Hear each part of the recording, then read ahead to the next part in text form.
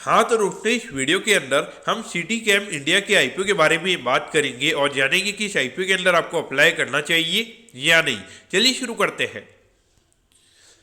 तो देखिए, सबसे पहले हम ये जानेंगे कि ये कंपनी क्या काम करती है। देखिए, जो कंपनी है 92 में ये कंपनी स्टार्ट हुई है, यानी कि ऑलमोस्ट अगर हम बात करेंगे तो 32 ईयर्स ये कंपनी को स्टार्ट हुए हो चुके हैं।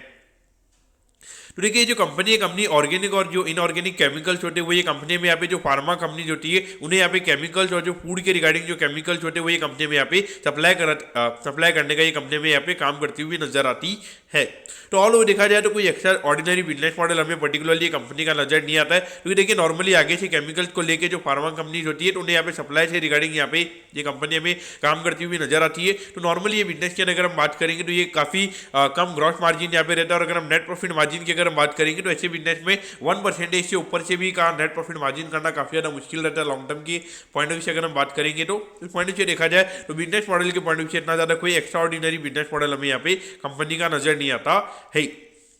और अगर हम यहाँ पे कंपनी के नंबर ऑफ एम्प्लॉइज की भी अगर हम बात करेंगे तो हार्डली 9 एम्प्लॉइज हमें यहाँ पे कंपनी के अंदर में काम करते हुए नजर आते हैं, जो डेफिनेटली अगर हम देखेंगे तो काफी छोटा नंबर हमारे पास में यहाँ पे कंपनी के लिए ये नजर आता है। अब अगर हम यहाँ पे कंपनी के ऑब्जेक्टिव की अगर हम बात करेंगे, यानी कि जो आईपीओ से कंपनी को पैसा मिलने वाला है उससे कंपनी कैसे यूटिलाइज करने वाली है, तो देखिए यहाँ पे कंपनी को एक प्रॉपर्टी यहाँ पे कंपनी को बाय करनी है तो उसके रिगार्डिंग ये पैसा में यूज होता हुआ नजर आएगा। और बाकी अगर हम बात करेंगे तो कुछ यहाँ पे जो ट्रांसपोर्टेशन के जो व्हीकल्स होते हैं, यानी कि जो नॉर्मली यहाँ पे सप्लाई के रिगार्डिंग ये जो मेन कंपनी का काम है तो उसके रिगार्डिंग यहाँ पे जो व्हीकल्स वगैरह की रिक्वायरमेंट रहेगी तो वो यहाँ पे कंपनी में यहाँ पे खरीदती हुई नजर आएगी। और बाकी अगर हम बात करेंगे तो आईपीओ के रिगार्डिंग जो कंपनी का एक्सपेंसिव लगने वाले वो भी कंपनी हमें यहाँ पे इसी से यूटिलाइज करती हुई नजर आएगी। अब अगर हम यहाँ पे कंपनी के फाइनेंशियल्स के बारे में अगर हम बात करेंगे तो देखिए 2022 में लगभग 85 करोड़ के लगभग ये कंपनी का रेवेन्यू का नंबर था, फिर ये नंबर हमें सीधा लगभग 20 करोड़ के लगभग होता हुआ नजर आया था। और अभी रिसेंटली जो फाइनेंशियल ईयर खत्म हुआ था, यानी कि लगभग 8-9 महीने पहले, तो वहाँ पे लगभग 19 करोड़ के लगभग का रेवेन्यू का नंबर हमारे पास में यहाँ पे अवेलेबल है। तो उस पॉइंट से अगर हम बात करेंगे तो एकदम अजीब से हमें यहाँ पे कंपनी के नंबर्स नजर आते हैं, क्योंकि एकदम से 85 करोड़ से कंपनी का रेवेन्यू का नंबर हमें यहाँ पे 20 करोड़ के लगभग होता हुआ नजर आया है। और उसके बाद अगर हम देखेंगे तो इतना रेवेन्यू में फॉल आने के बाद में कंपनी की प्रॉफिटेबिलिटी कैसे बढ़ रही है, तो ये कहीं ना कहीं हमें यहाँ पे थोड़ा नेगेटिव नजर आता है, क्योंकि इतना रेवेन्यू में फॉल आने के बाद में लगभग अगर हम देखेंगे तो प्रॉफिटेबिलिटी हमें यहाँ पे 23 लाख से सीधा लगभग 36 लाख के लगभग होती हुई नजर आई है। और अभी लगभग 1 करोड़ 11 लाख के लगभग ये प्रॉफिटेबिलिटी हमें हमारे पास में यहाँ पे अवेलेबल है। और अभी अगर हम देखेंगे तो अभी एक क्वार्टर में कंपनी ने सिर्फ 1 करोड़ 49 लाख के लगभग का रेवेन्यू यहाँ पे कंपनी ने किया है, जो कि इंडिकेट कर रहा है कि लगभग एनुअली बेसिस पे लगभग 6 करोड़ का रेवेन्यू यहाँ पे कंपनी का हो सकता है। तो इस पॉइंट से अगर हम बात करेंगे तो कहीं ना कहीं जो कंपनी के नंबर्स है वो यहाँ पे बिल्कुल भी हमें सही से समझ में यहाँ पे नहीं आ रहे। और अगर हम ये मान के चलते कि 19 लाख रुपए का अगर ये कंपनी का एक क्वार्टर का प्रॉफिट है तो वहाँ पे एनुअली बेसिस पे लगभग 80-90 लाख के लगभग का प्रॉफिट का नंबर भी यहाँ पे ये कंपनी का देखने को मिल सकता है। तो उसके हिसाब से भी अगर हम बात करेंगे तो कहीं ना कहीं यहाँ पे जो वैल्यूएशन वाइज अगर हम बात करेंगे तो ये कंपनी का वैल्यूएशन कहीं ना कहीं यहाँ पे ज्यादा ही निकल कर आता है।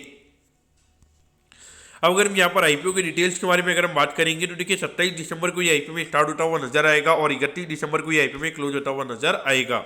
अगर हम प्राइस बैंड के बारे में अगर हम बात करेंगे तो 70 रुपीज पर शेयर पे कंपनी में शेयर देती हुई नजर आ रही है, और 2000 शेयर का लॉट शेयर हमें यहाँ पे कंपनी का नजर आता है, यानी कि एक लॉट को अप्लाई करने के लिए 1,40,000 रुपये यहाँ पर आपको लगने वाली है। अगर हम इशू साइज की अगर हम बात करेंगे तो लगभग 12 करोड़ 60 लाख के लगभग का आईपीओ का इशू साइज हमें यहाँ पे नजर आता है, और ये पूरा पैसा कंपनी के बाद में जाता हुआ नजर आएगा। और इसमें अगर हम रिटेल कोटा की अगर हम बात करेंगे तो अराउंड 50% के लगभग यहाँ पे कंपनी का रिटेल कोटा है, यानी कि लगभग 6-6.5 करोड़ के लगभग का रिटेल कोटा हमारे पास में ये कंपनी के लिए अवेलेबल है। अगर हम लिस्टिंग की अगर हम बात करेंगे तो बीएसई के एसएम प्लेटफॉर्म पे ये कंपनी में लिस्ट होती हुई नजर आएगी।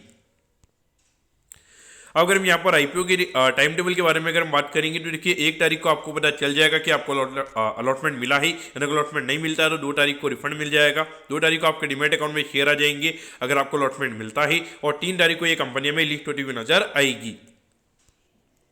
अगर हम यहाँ पे कंपनी के वैल्यूएशन के पैरामीटर्स की अगर हम बात करेंगे तो देखिए ऑलमोस्ट यहाँ पे 47 करोड़ के मार्केट कैप पे कंपनी का आईपीओ में आता हुआ नजर आ रहा है। तो इसके हिसाब से अगर हम बात करेंगे तो ऑलमोस्ट ये जो फर्स्ट क्वार्टर की जो कंपनी की अर्निंग है उसके हिसाब से अगर हम बात करेंगे तो ऑलमोस्ट यहाँ पे 58 के पी रेशियो पे कंपनी का आईपीओ में आता हुआ नजर आ रहा है। तो कहीं ना कहीं अगर हम देखेंगे तो कंपनी का बिजनेस मॉडल भी कोई इतना ज़्यादा अट्रैक्टिव नहीं है कि जिसको यहाँ पे 50 से ज़्यादा का पी रेशियो मार्केट यहाँ पे देगा।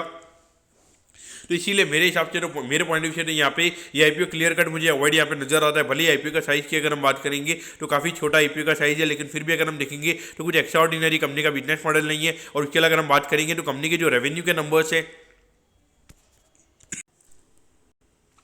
और उसके अलावा अगर हम यहाँ पर रेवेन्यू के नंबर्स की अगर हम बात करेंगे तो उसमें भी हमें यहाँ पे कोई मैच नजर नहीं आता। एकदम से जो रेवेन्यू में इतना ज़्यादा फॉल हमें देखने को मिला है और रेवेन्यू में फॉल के बाद में कंपनी की प्रॉफिटेबिलिटी हमें यहाँ पे बढ़ती हुई नजर आ रही है।